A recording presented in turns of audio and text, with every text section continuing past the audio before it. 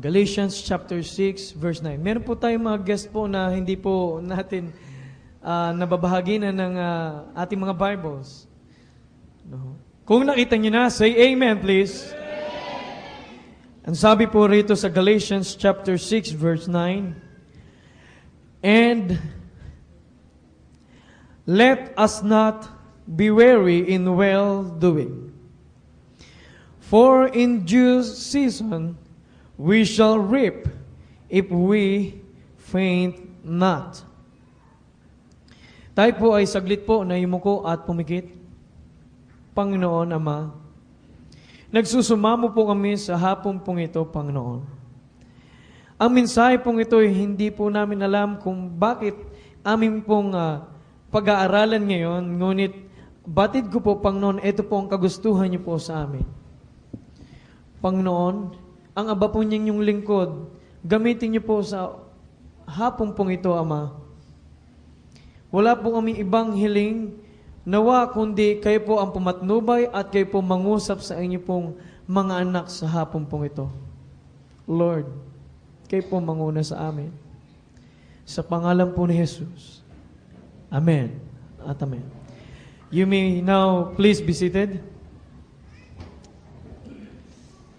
Ang sabi ko nga po kanina, napakaganda po ng training natin at napakaganda po ng ating pong sinisimulan sa ngayon.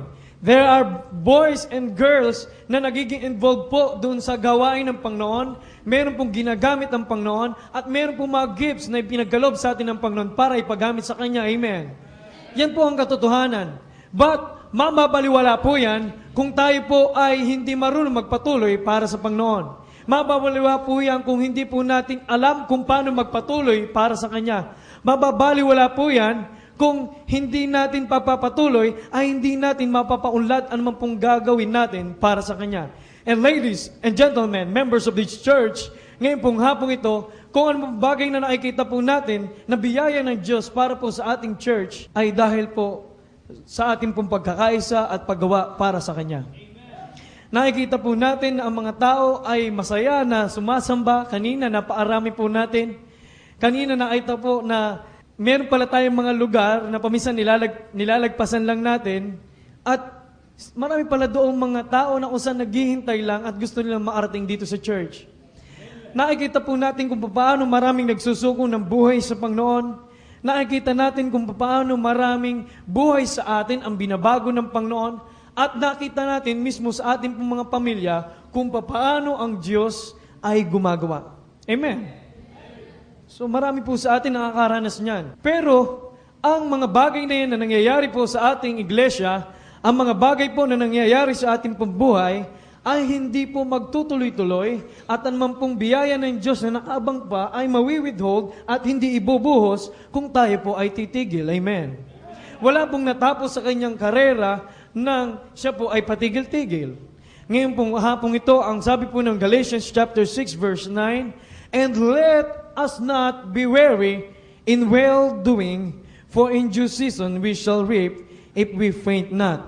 Ang sabi po dun sa verse ay, let us not get tired in well-doing.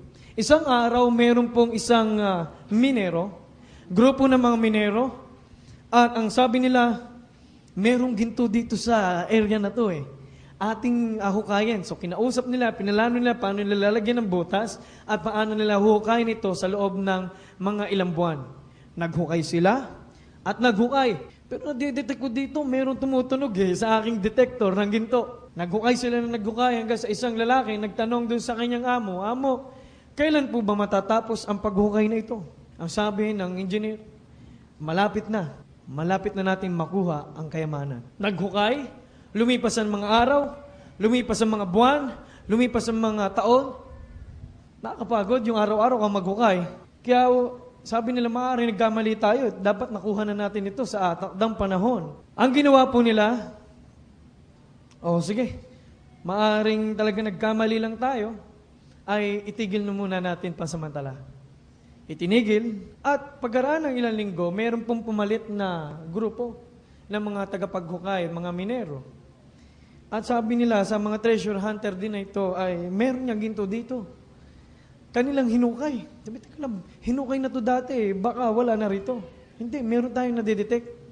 So hinukay at hinukay, walang ganong katagal na panahon, mga isang dipa na lang pala ay nandoon na ang kayamanan. Paminsan sa ating pong buhay, ganyan po tayo. Amen. Paminsan sa ating pong buhay, meron pong pagpapala ang Diyos, pero ang ginagawa po natin, tayo po ay tumitigil sa mga bagay na ginagawa natin para sa Kanya. Katulad po ng mga lalaking ito, ang sabi ho ng Bible, let us not get tired in well-doing. Ano ba ang well-doing? Ito po yung mga pinakamabuting bagay. At para sa akin na naglilingkod sa Panginoon, sa akin na anak ng Diyos, pag sinabi sa akin na well-doing, ito po yung mga bagay na ginagawa ko sa Diyos. Ito po yung mga bagay na kung saan ay pinagkatiwala ko sa Diyos. Ito yung mga bagay na ipinaglilingkod ko sa Kanya. Marami po tayong bagay na ginagawa para sa Kanya.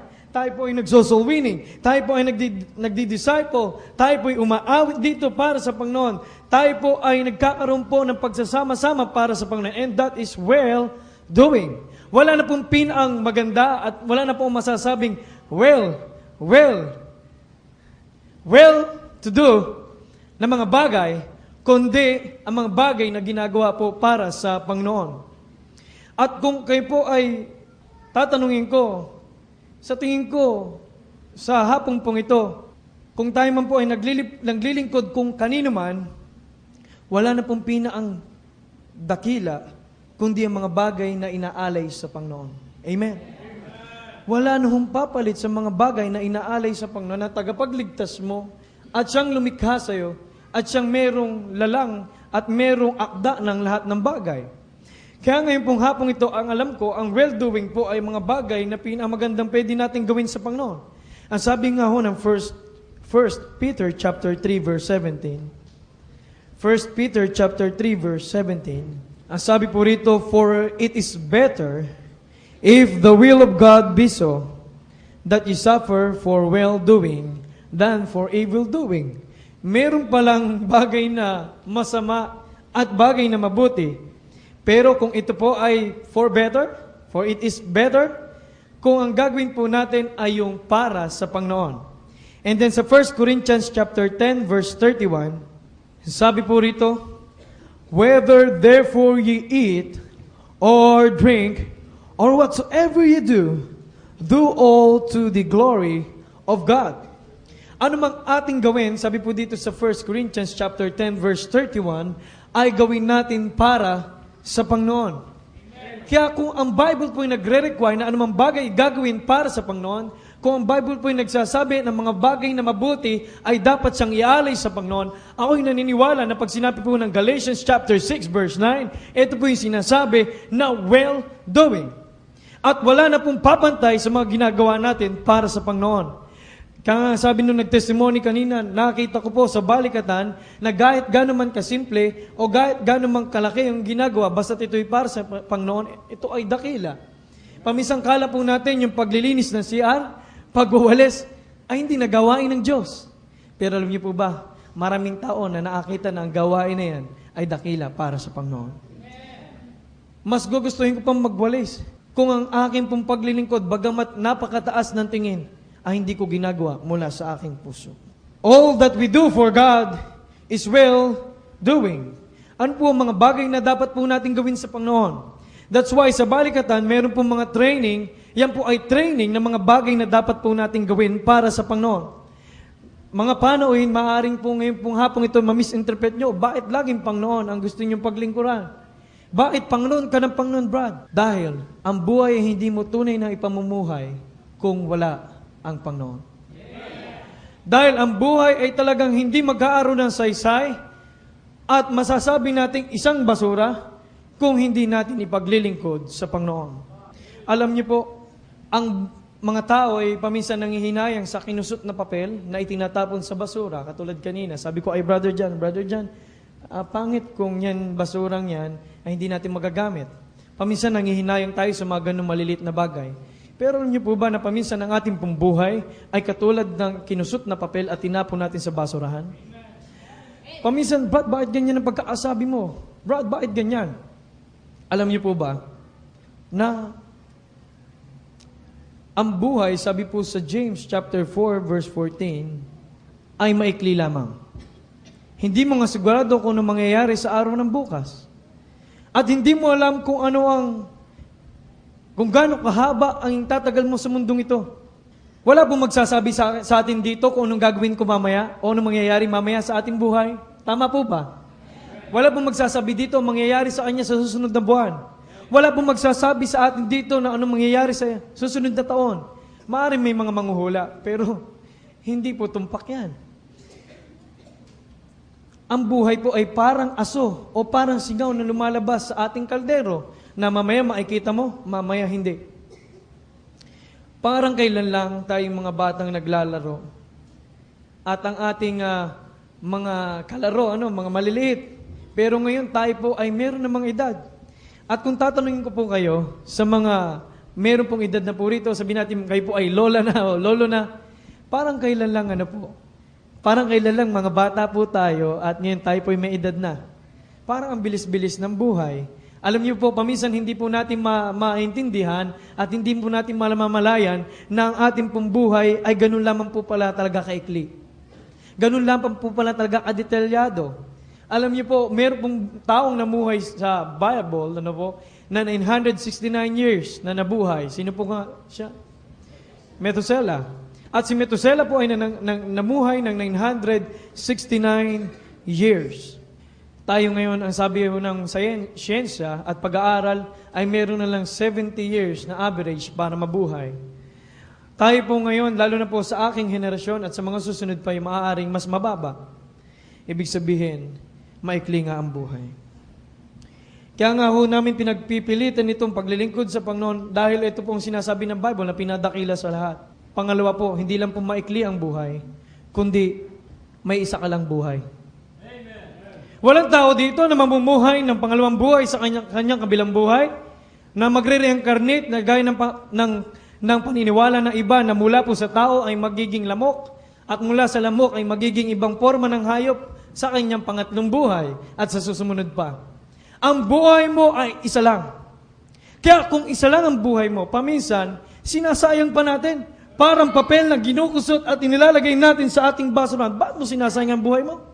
Marami pong kabataan, imbis na sumali sa balikatan, katulad niya, aayos-ayos ng ating mga suot, tayo disiplinado, mas pinili po nilang ang layaw ng sanlibutan. Mas pinili po nila na ang kanila pong buhay ay wasak. Basura. At pwede mo i-crumble at tapon doon sa basurahan. Kabataan, meron ka lang isang pagkakataon para mabuhay. Mga nanay, mga tatay, mga kapatid, meron ka lang isang pagkakataon para mabuhay. Bakit mo ibinabasura paminsan ng buhay mo? At kung ikay nasa Panginoon, maunawaan mo na hindi yan gusto ng Panginoon. At kung ikay nasa Panginoon, alam niyo po, ang hinangad po ng Diyos, may isang alang buhay, bakit hindi mo paggawin at ipagamit po sa Kanya? Ang inagsosolo mong buhay, bakit hindi mo paggamit sa Panginoon? Yung nag-iisa mong buhay, bakit hindi mo ibigay sa Panginoon? Yung nagsosolo mong buhay, bakit hindi mo ayusin para sa Panginoon? Kung ikay Kristiyano, dapat yan po ang ating damdamin. At nag-iisa na nga lang ang ating buhay, bakit hindi pa natin ayusin ang ating mga relasyon? Nag-iisa na nga lang ang ating buhay, bakit hindi pa tayo mag-invest para dun sa buhay na walang God? Alam niyo po, ang sabi ho ng Bible, isang araw tutunog ang pakakak at ang anghel ng Panginoon ay meron pong malakas na paghiyaw at meron pong mangyayari po sa langit na kung saan ang mga anak niya po ay muli niya pong kukunin sa isang kisap mata. Tayo po ay mananahan kasama ng Diyos doon sa langit. Doon po sa langit, ang sabi ho ng Bible ay wala nang iyakan. Wala nang kung anumang mga bagay, tayo po ay magpupuri sa Panginoon. Ibig sabihin, sa langit wala nang soul winning. Amen. Sa langit wala na po yung mga bagay na ating ginagawa ngayon. Sa langit, wala na pong anumang mga bagay, katulad ng ating mga ginagawa ngayong paglilingkod, pagtsatsaga, pagpunta natin sa mga area, wala na po niya sa langit. Ibig sabihin, isang pagkakataon na lang meron tayo ngayon, bakit hindi pa natin gawin na maayos? Meron lang tayo isang buhay, bakit hindi natin gawin na maayos para sa Panginoon? Meron lang tayo isang pagkakataon para maglingkod sa Panginoon. Meron tayo isang pagkakataon para gawin ang the best para sa Panginoon. Bakit hindi mo pa gawin ang the best mo para sa Panginoon?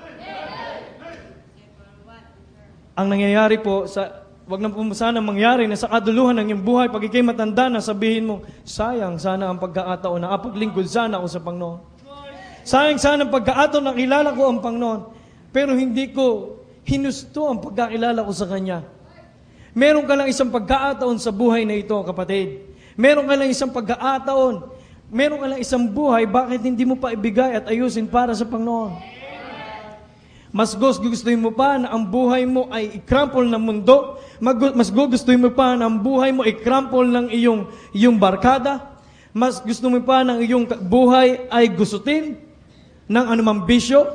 At pagka ikaw ay wala ng pagkakataon, may sakit ka na, siya ang magsasabing, gusto kong maglingkod sa Panginoon.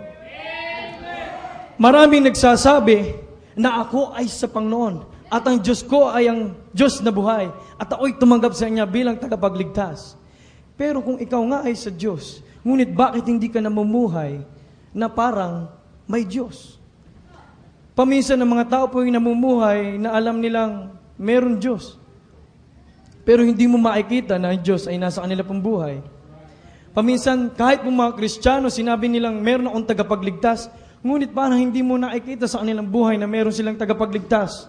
Paminsan ng mga Kristiyano po ay sinasabi nila na gusto ko na ako ay maapagpuri sa Panginoon, pero wala ka namang ginagawang pagpupuri sa Panginoon.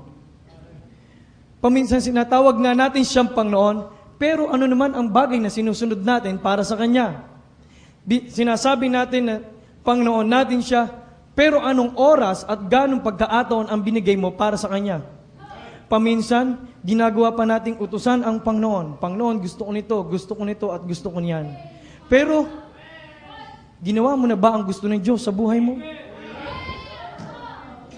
Nakakalungkot po na paminsan, tayo'y pasasa sa pagsasabi na ako'y sa Diyos, ngunit ipinapakita mo na wala ka namang panahon at wala ka namang Diyos na gumagawa sa iyong buhay.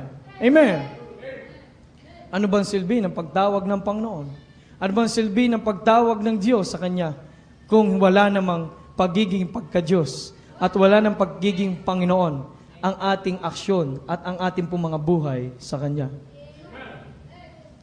Meron po tayong bagay na dapat patunayan sa Panginoon kung tayo po yung talagang Kristiyano. At kung talagang dapat tayo sa Panginoon at na-realize mo na meron ka lang isang buhay, sabi ho ng Bible, wala kang rason para sa Kanya. Wala hong rason ang isang tagapaglingkod sa kanyang master. Walang rason ang alipin sa kanyang Panginoon. Bakit paminsan tayo po ay marami pong rason? Ngunit ang sabi ho ng talata, no, let us not be weary in well-doing. Alam niyo po, ang pinakamahalaga sa lahat, kung alam mo na meron kang maikling panahon, maaring mamaya dumating na ho ang Panginoon. Maaring mamaya, paano kung 5 minuto na lang dumating ng Panginoon? Salamat at nandito po tayo sa church. Nadadat na ng Panginoon. Pero papaano kung tayo dat na ng Panginoon ay meron tayong kasalanan ginagawa? Paano kung datnan tayo ng Panginoon na hindi po tayo nagpupuri sa Panginoon? So nawa, wag naman po sana. Kaya nawa po, datnan po tayo ng Panginoon. At ngayon po ay isipin po natin na meron kang isang buhay, bakit hindi mo gamitin para sa Kanya? Meron tayong isang buhay. At anumang pong bagay na yan, ang lahat ng bagay natin pong pwedeng gawin, ay sabi ho ng Bible, let us not be weary in well-doing. Kung ikaw ngayon ay naglilingkod na sa Panginoon, dati hindi. Salamat po sa Panginoon. Praise God. At ngayon po, makikita po natin na ano nga pong bagay na ginagawa po natin sa Panginoon ay well-doing. At alam niyo po, may layunin po ang Diyos para po sa atin. At ang layunin po na yan, makikita po natin, no, kung titingnan niyo po yung Matthew chapter 28 verse 19, na yan po yung tinatawag na the Great Commission, na usan sinasabi na dapat po tayong mag-go. At sumunod po dyan, teach all nations. Kailangan po natin mag-disciple. Now, kung ating pong maunawaan itong mga talata pong ito po ay utos ng Panginoon. Ito po ay layunin ng Panginoon. And in Matthew chapter 22 verse 37, Jesus said unto him, sa Matthew chapter 22 verse 37, Jesus said unto him, Thou shalt love the Lord thy God with all thy heart, and with all thy soul, and with all thy mind. Shalt love the Lord thy God. Ang ibig sabihin po niyan ay worship. Ang worship po ay hindi lamang pag-awit sa Panginoon, ngunit ito isang lifestyle o uri po ng pamuhay. Amen. At pag sinabi pong thou shalt love the Lord, ito po ay kinompress na. Ito po ay parang sinabi na gawin mo ang lahat ng bagay para sa Kanya, sa iyong pong buhay. At ang buhay na gumagawa ng lahat para sa Panginoon ay siyang buhay na nagpupuri sa Kanya. Ngayon po, worship, nakita po natin na kailangan po natin mag-evangelize, ibig sabihin, kailangan po natin mag-soul winning, kailangan po natin na mag-disciple, mag-alaga ng isang kaluluwa para sa Panginoon, at ngayon, kailangan po natin mag-worship para sa Kanya, magpuri sa Kanya ng ating pong buhay. Hindi po tuwing araw ng linggo lamang, ngunit sa araw-araw. Sa Matthew chapter 22 verse 38, this is the first and great commandment. Alin yan? Yung thou shalt love the Lord thy God. Sa verse 39, please open your Bibles in Matthew chapter 22 verse 39. And the second is like unto it, thou shalt love the Lord thy neighbor as thyself. Thou shalt love thy neighbor as thyself means, kung ikaw ay Kristiyano ay ministry. Kailangan mo maglingkod para sa iba. Ang ministry, ang meaning niya ay hindi ang aking sarili, ngunit iba muna. That is ministry. So inuutos ng Bible sa the Great Commission and the Great Commandment na kailangan po natin gawin, pangunahin sa ating church, sa ating sarili, ang 5 bagay po na ito. To go, soul winning. To make disciples. Na, ibig sabihin, meron po tayong isang tao na makakadikit at sa pamamagitan ng salita ng Diyos ay kasama natin sa paglago. At pangatlo, sabi ho doon ay worship. Sumunod ay ministry. At makikita niyo po doon sa Great Commission, baptizing them in the name of the Father. Baptize means, kailangan po natin makabilang sa isang iglesia. Ito'y pagiging kabilang sa isang iglesia. At kung tayo po'y kabilang sa isang iglesia, it means fellowship. Yan po ang kalooban ng Diyos para po sa atin. At ito po yung mga bagay na sa tingin po, kung titingnan po natin sa salita ng Diyos, ay mga pangunahing bagay na gusto po ng Diyos na gawin po natin. Amen. Kanina, nakita po natin na kailangan meron po tayong gawin sa Diyos at para sa Panginoon. Ngayon, tinitingnan po natin ano yung mga bagay na pwede po nating gawin para sa Kanya. Kailangan po nating humayo para sa Panginoon. Kailangan natin mag-alaga ng kaluluwa para sa Panginoon. Kailangan natin mag-fellowship. Kailangan natin mag-worship sa Kanya. At kailangan natin mag-minister para sa Panginoon. At lahat po ng bagay nito ay dinesire po ng Diyos o ginusto ng Diyos para gawin po natin dahil ito ang layunin niya para po sa atin. At ito po ang kanya pong purpose para po sa atin. I repeat, ito po ang purpose ng Diyos sa ating pong buhay. Because they are the words of God and they are the purpose of God, ito po yung mga bagay na well-doing. Amen. That's why sa ating pong church, hindi po tayo tumitigil sa soul winning. That's why sa ating pong church, hindi po tayo tumitigil sa paggawa at sa paghanap ng mga disciple. That's why sa ating pong church, hindi po tayo tumitigil na magpuri sa Panginoon.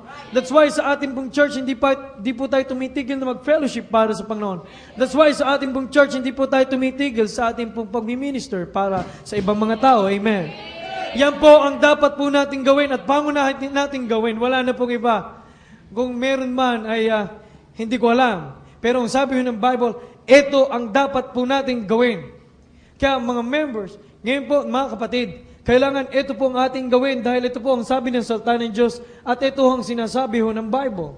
At ito po yung mga bagay na sinasabi ho ng Bible na well to do, na well doing. But ang sabi ho ng verse kanina, and let us not be weary in well-doing.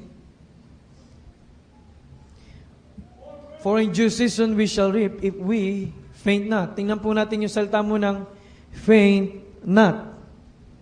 Pag sinabi hong faint, ikaw ay manghihina. May dalawang klase po na nanghihina sa isang tao. It is the body and the spirit. Ang katawan mo ay manghihina. Kung ikay naglilingkod sa Panginoon at pagod ka, bakit ka? Alam ko natin mapapagod ka. Dapat ka magpahinga kung pagod ka. Pero hindi ka dapat tumigil. Next to the body is the flesh. Next to the body is the spirit. Ang spirit po ay napapanghina. No, ang spirit ay napapanghina, number one, because of sin. Because of sin. Kung titingnan po natin yung verse, dun, balikan po natin, okay? Balikan po natin. Ang sabi po dun sa verse, and let us not be weary in well-doing, for in due season we shall reap if we faint not. Ang mga bagay po na nagpapahina po sa ating Kristiyanong pamumuhay at sa ating spiritual, unang-una po ay ang kasalanan. Pag ang isang Kristiyano po ay nagkasala sa Panginoon, ang kapangyarihan ng Diyos ay hindi po dadaloy po sa Kanya. That's why it is hard sa gawain po ng Panginoon dahil nangangailangan tayo ng kapangyarihan po ng Diyos. It is because of sin na nagpapahina po sa atin. Kung titingnan po natin yung Romans chapter 12.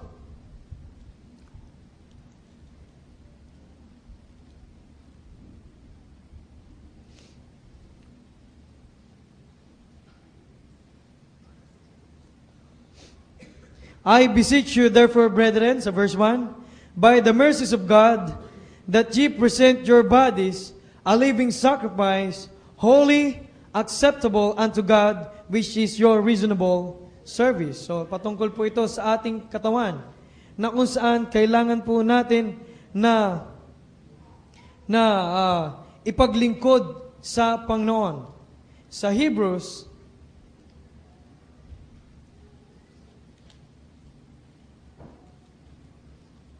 chapter 1. So, ang body po natin ay mahalaga. So, kung tayo po ay napapagod, wag po tayong, alam niyo po, pwede tayong ma-burnout eh. Pero wag po tayong, kailangan natin maglingkod sa Panginoon. Pero, kailangan mo magpahinga. Ngunit wag kang tumigil. Sa mga napapagod po ngayon physically, wag magpahinga ka, pero wag kang tumigil. Amen? In Hebrews chapter 12 verse 1, dito po pinakita po ni Apostle Paul na bilang mga mangangarera, bilang tayo po ay nasa karera po ng Panginoon, nasa race, ang sabi po rito, wherefore, seeing we also are compassed about with so great a cloud of witnesses, let us lay aside every weight, and the sin which doth so easily beset us, and let us run with patience the race that is set before us. Si Apostle Paul po, isa pong Kristiyano, no? Na kung saan ay lubos at tapat na naglingkod po sa Panginoon, ay meron pong ipinapayo po dun sa Hebrews at meron po siyang pinakita sa atin na tayo po ay isang mangangarera. Alam niyo po, sa ating pong buhay, hindi lamang po tayo, no? Sabi ho doon, pinapayo ng Galatians, sabi ko nga kanina, pag ang isang mangangarera ay tumigil, hindi po siya magtatagumpay. Amen. And sabi ni Apostle Paul, tayo po ay mga kasali sa track and field ng Kristiyanong pamumuhay. At ang sabi po roon, sa verse 1, wherefore seeing we are compassed about with so great a cloud of witnesses. Sa atin po ay marami pong naatingin. Maaaring po ngayong mga panahon pong ito, ang langit ay nakatingin sa mga bagay na ginagawa po natin. Amen. Yung mga 1,167 first-time visitors na napunta rito ay nakita ng langit at sila'y natuwa. At sila'y nagkaroon ng kasiyahan noong May 1 at May 2. Amen.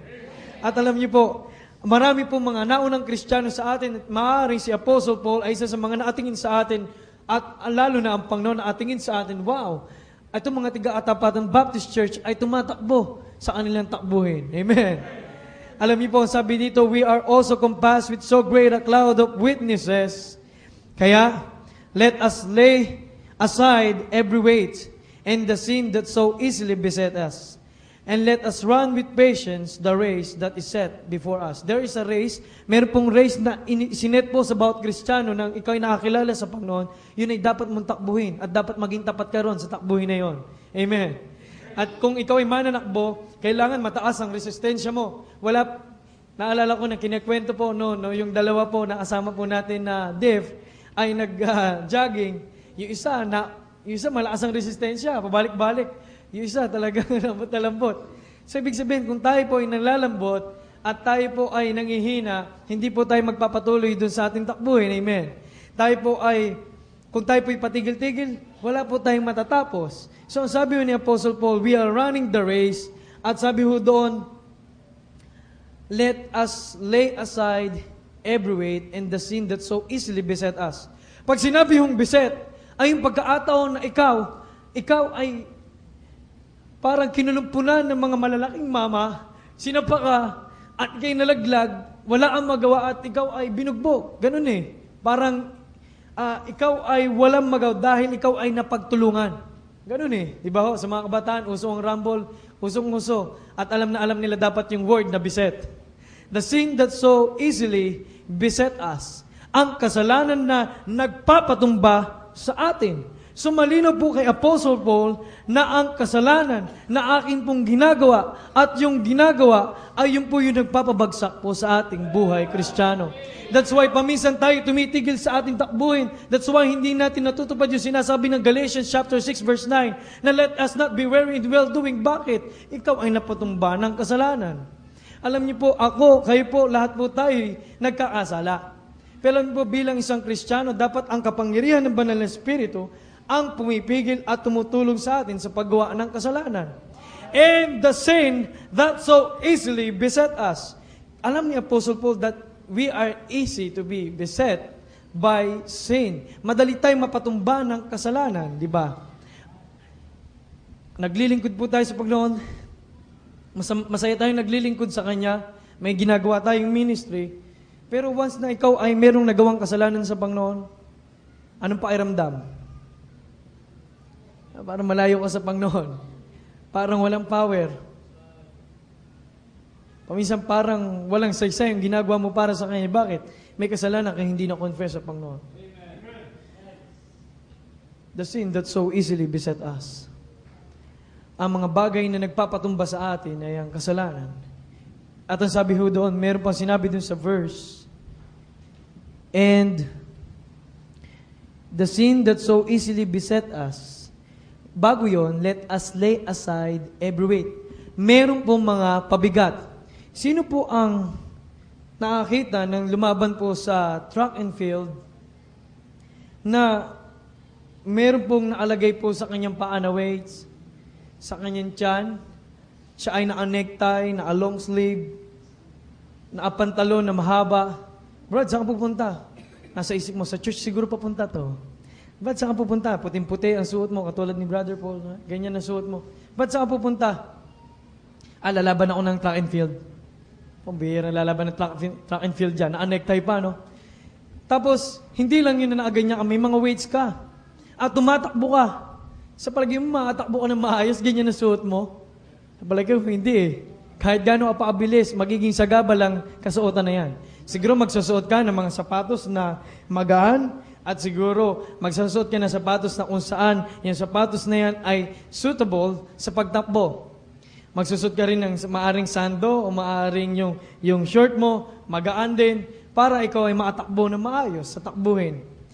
Alam niyo po, paminsan ganyan po ang Kristiyano. Meron po tayong pare-parehong race na dapat takbuhin. Ako po, kayo. Ngayon po, nahiya po ako sa Panginoon. Ako po ay hindi po karapat-dapat na tumayo po sa pulpit na ito. At alam niyo po, wala pong karapat-dapat po sa atin. Alam niyo po, meron po mga bagay na usahan sa harapan po ng Panginoon ay pare-pareho po tayo na may mga weights.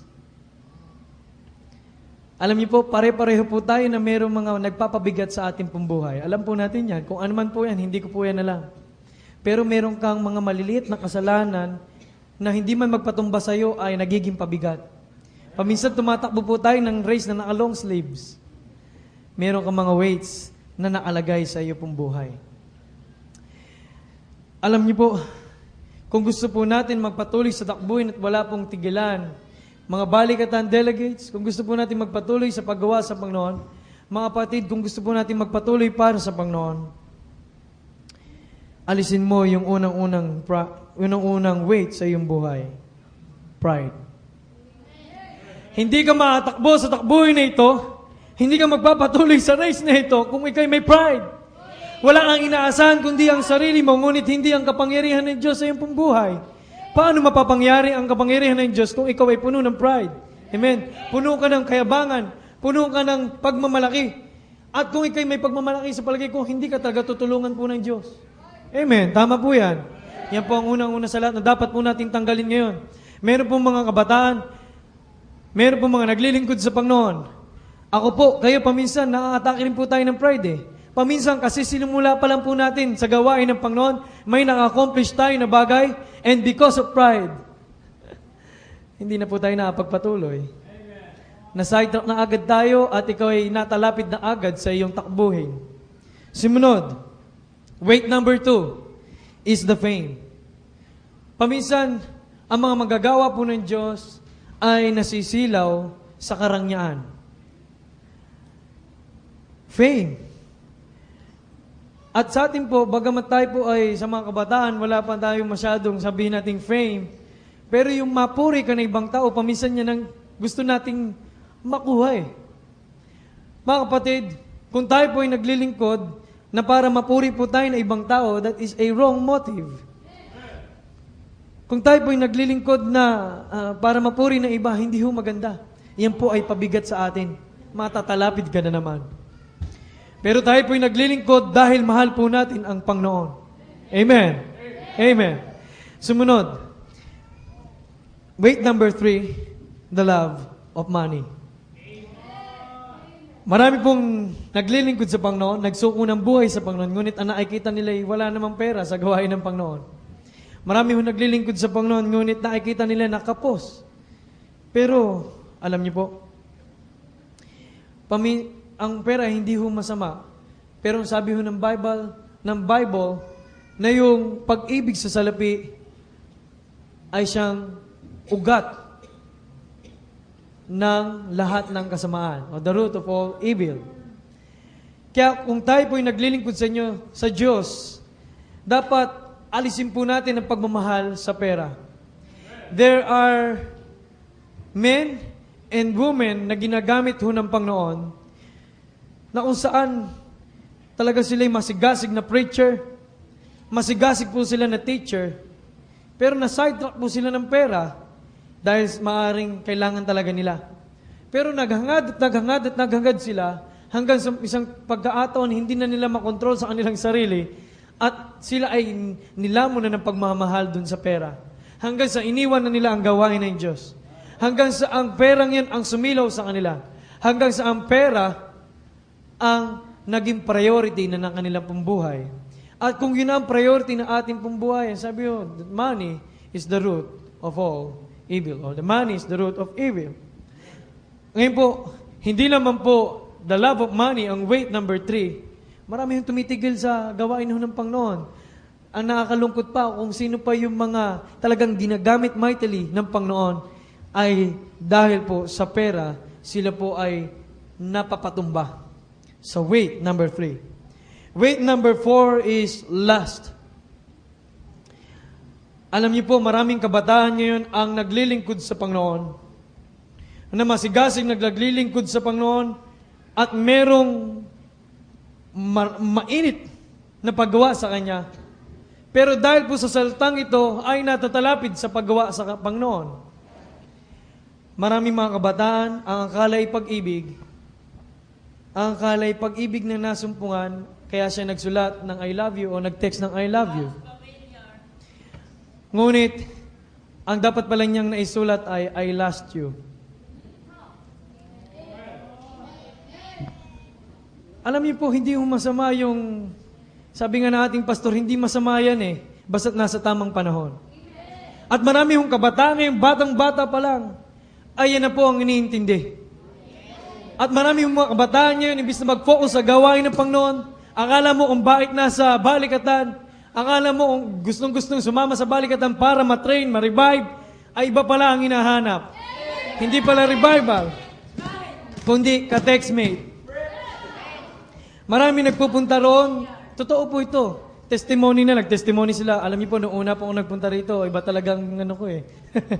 Oh, alam niyo po, maraming mga kabataan, kahit noon hanggang ngayon, nawawala sa focus sa paggawa sa Panginoon. Natatalapid at ito ang sa kabataan ay kadalasan talagang naalawit at hirap na hirap silang tumakbo. Bakit? Ayan yung weight, tumatakbo siya, meron siyang isang bag na sako ng parang isang bag na sako ng buhangin. At habang tumatakbo siya, tinitingnan niya po yung bag. At sa bag na yun may nakasulat na pangalan. Tumay.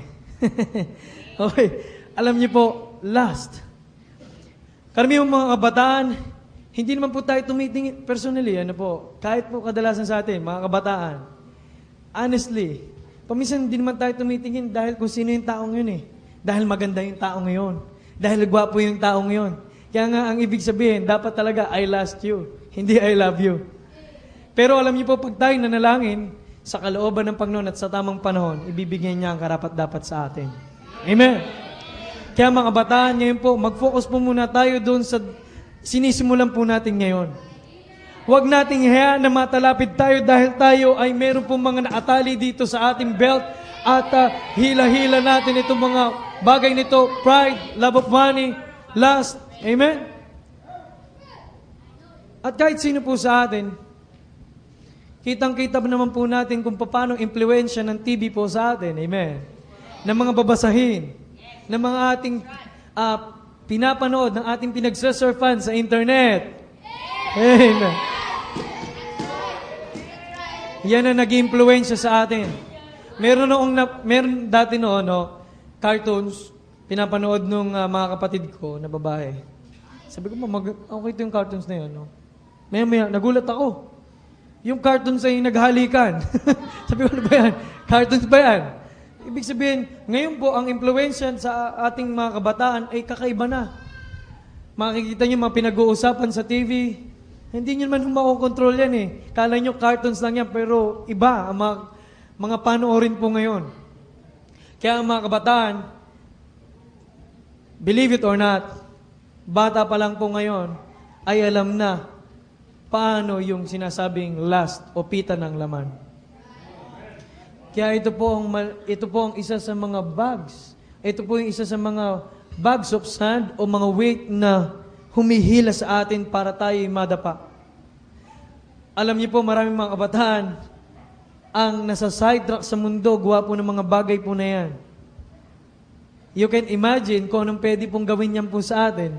Nasisira po ang ating pong spiritual na buhay dahil sa mga impluensyang yan. Kaya kung ngayon pong gabing ito, hindi mo tatanggalin yung connection mo sa mga bagay na yan, bakit hindi mo kaya ngayon gawin na i-commit mo sa Panginoon? Panginoon, kinukommit ko ngayon na ako'y bata pa, maglilingkod ako sa iyo ng lubusan. Basta sa pagdating ng panahon, ibigay niyo po ang pinang-the best po para sa akin. Ibigay niyo po yung para sa akin. At hayaan niyo po na makita ko na yung aking mga kasama ay pantay-pantay at walang halong mali siya. Paminsan po, dahil po sa mga impluensya yung sa labas na pumapasok sa ating isip, ang tingin po natin sa ating mga kasama ay iba. Ibig sabihin ko, iba. Ano ho? At dumadaan at umiiral sa pita ng laman. Ito'y maaaring hindi natin ito pag-usapan, ngunit ito'y isang katotohanan. That's why men and women, young people, ay tumitigil at napapahina ng mga pabigat na ito sa kanila pong paglilingkod sa Panginoon. Bakit hindi mo piktalin ngayon ang mga taling yan At sabihin mo sa Panginoon, Panginoon, ito na po. Ito na po, sinusurrender ko sa iyo.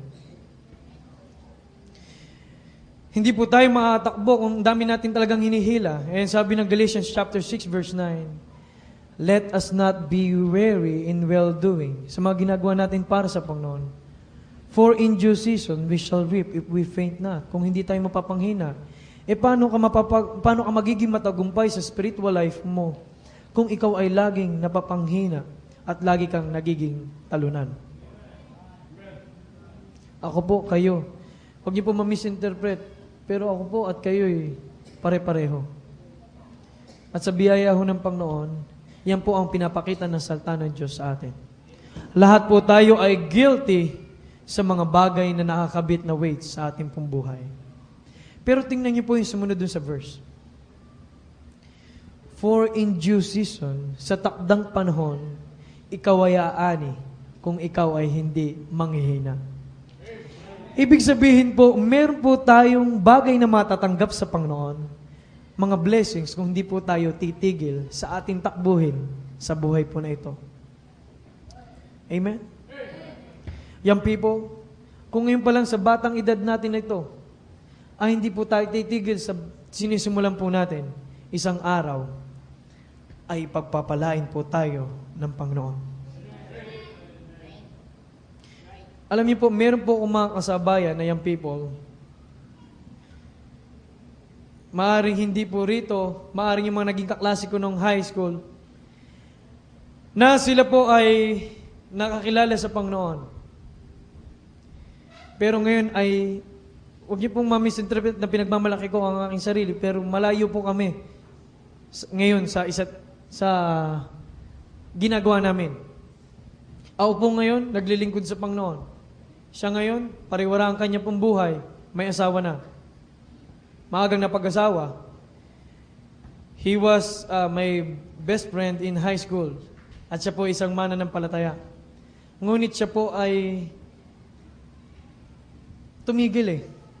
Nang siya po ay tumigil, hindi na po nag-church, hindi na po nagpatuloy para sa Panginoon. Ang nangyari po sa kanyang pong buhay ngayon, ay sabi ko, maaga siya nakapag-asawa eh. Di hirap na hirap po siya sa buhay niya. Hindi na siya makapag-church dahil meron siyang mga inaasikaso. Meron siyang kailangang trabahuin. Malayo siya sa Panginoon. At ang buhay po niya ay malungkot dahil medyo naging madali ang kanya pong pagiging involved dun sa parenthood. Kaya sabi ko, kung sana hindi tumigil tong kaibigan kong ito at nagpatuloy siya sa Panginoon, sana pareho kami ngayon na naglilingkod sa Panginoon. Pareho kami na ngayon na pinagpapala ng Diyos.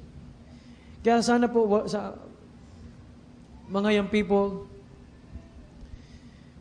wag naman po sana, lagi po sinasabi sa Baptist Boys, wag naman po sana dumating yung panahon, ngayon ang ayos-ayos nyo, naglilingkod kayo, sumasama kayo sa soul winning, isang araw makita namin yung isa sa inyo, bakla na, ang haba na ng buhok, yung short nyo hanggang dito. Merong kaklase sa DBBS, natutuwa ako pag nakikita ko siya dyan sa likod. Kaklase ko siya sa DBBS noon, pero malayo kami talaga ngayon sa isa't isa. Masasabi ko talaga yan.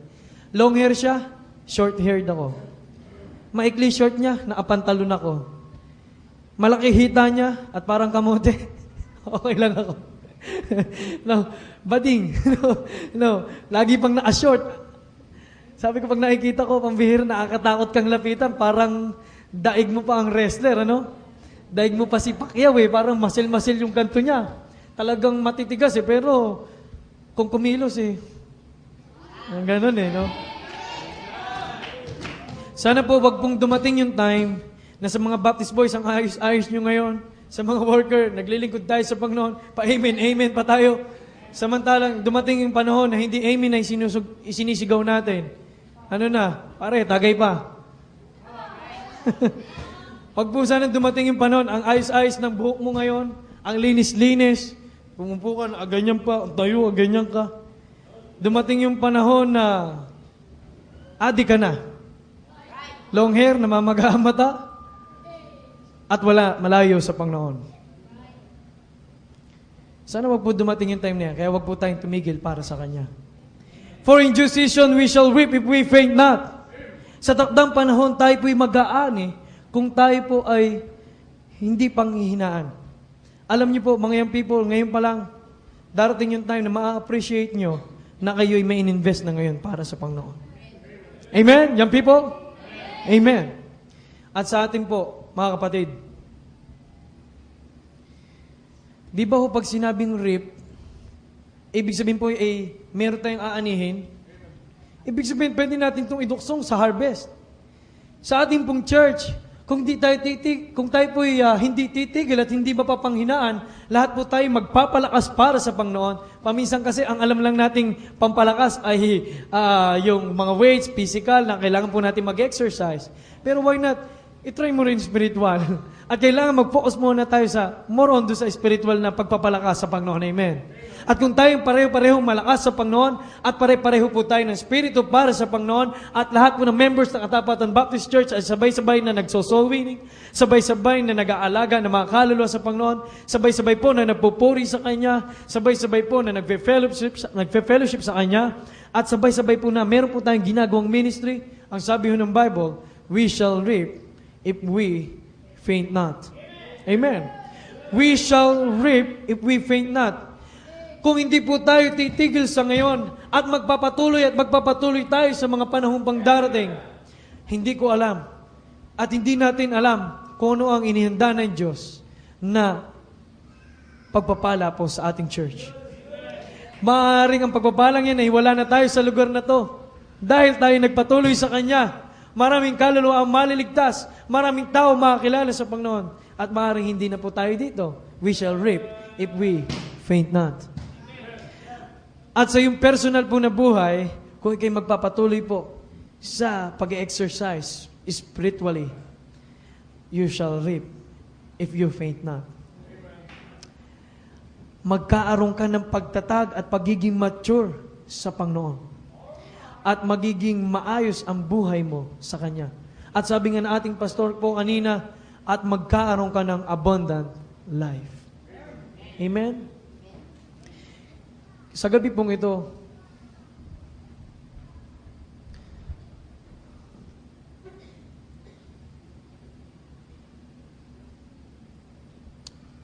ang sabi ho ng Galatians chapter 6 verse 9, let us not be weary in well-doing, for in due season we shall reap if we faint not. Bakit hindi mo ngayon, yung mga bagay na problema natin naman ay mga pabigat eh. Bakit hindi po ako ngayon i-commit ko sa Panginoon na tanggalin ko na yung pabigat sa akin pong buhay? Ano man po yan, bakit hindi mo tanggalin sa gabi pong ito? At sa gabi pong ito, nakita po natin ang mga bagay na nilayo ng Diyos para gawin natin.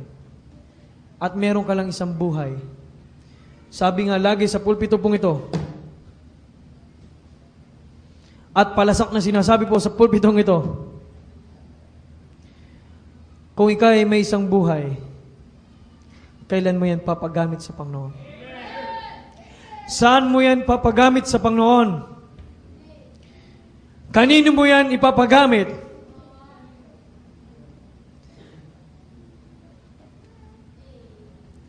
You have only one life to live, and let it be for Jesus. You have only one life to live. Let it be for God. You have only one life to live. Let it be for good. You have only one life to live. Bakit hindi mo pa ayusin yung mga relationship mo? Bakit hindi mo pa ayusin ang relationship mo sa Panginoon at sa kapwa mo? And you have only one life to live para mag-prepare para sa pangwalang hanggan. Why not prepare for the eternal life in heaven? Paminsan marami po tayong preparasyon sa buhay na to, and in the end, makita po natin para itong papel ng kinumos at itinapon sa basura. Ang buhay ay hindi po tunay na ipapamuhay kung hindi ka namumuhay para sa Panginoon. At sa aming mga panauhin, kung hindi namumuhay ang Diyos sa iyo. Nawa po sa gabi pong ito ay nakita po natin na tayo po'y dapat magpatuloy sa ating bagay na ginagawa ngayon. Amen. Tayo po'y yumuko. Tayo po'y manalangin.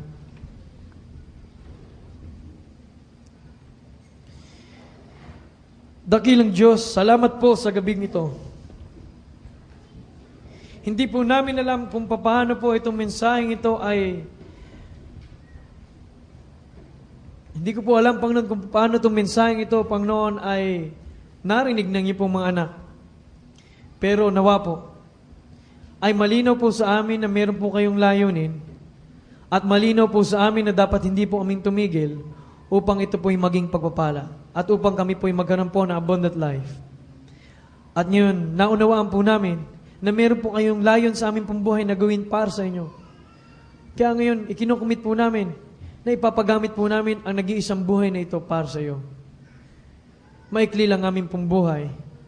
Kaya nawa po, ay may bigay at maisuko po namin ito sa iyo. Ang dalangin po namin ngayon, ikinukumit po namin at sinusurrender po namin ang mga kasalanan na nagiging pabigat po sa amin. Ang pride, ang kayabangan, Panginoon. Gayun din po, Panginoon, isinusurrender po namin sa iyo ang fame, ang kalayawan, ang pagmamahal sa salapi, at ang lust. Marami pong bagay na humihila po sa amin, bukod po sa mga pangunahin pong mga bagay na ito. At sa gabi pong ito, alam niyo po ang puso ng inyo pong mga anak. Panginoon, convict niyo po, Panginoon, kausapin niyo po ang bawat isa. Nanawa po, isang tabi na po namin ang mga bagay na nagpapatisod sa amin upang kami ngayon maluwag at malayang matakbo sa takbuhin na itinakda niyo sa amin.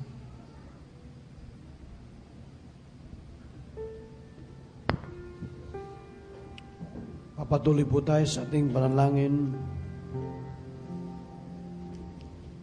Kinanyayahan ko po kayo lumapit sa Panginoon, manalangin, makipag-usap sa Panginoon. Kapatid, life is so short. Life is brief. James 4:14. Whereas you know what shall be on the morrow, for what is your life? For it is even a vapor for a little time, appear a little time, and then vanish away. Life is so short. Proverbs 27:1. Boast not thyself of tomorrow, for thou knowest that what the day may bring forth. Only one life soon it will pass. Only what's done for Christ, for Jesus Christ, will last. Isa lang ang buhay na lilipas at ang buhay lang na buhay ay lilipas at wala lang iba. Habang tayo narito, gawin tayo sa Panginoon at pag ito'y lumipas, wala nang pagkakataon pa. Kailan tayo magbibigay ng ating buhay sa Panginoon? Ano mang gawin natin sa buhay natin, ang buhay natin ay galing sa Diyos. Pinahiram ng Diyos sa bawat isa po sa atin. Isang araw magbabalik tayo sa Diyos. Kaya kahit anumang gawin natin, sa Diyos pa rin ang balik natin. Bakit hindi natin ngayon ibigay ang ating buhay para sa Diyos? At kung hindi ngayon, kailan? At kung hindi dito, saan? Kung hindi sa Diyos, kanino mo ibibigay ang iyong buhay?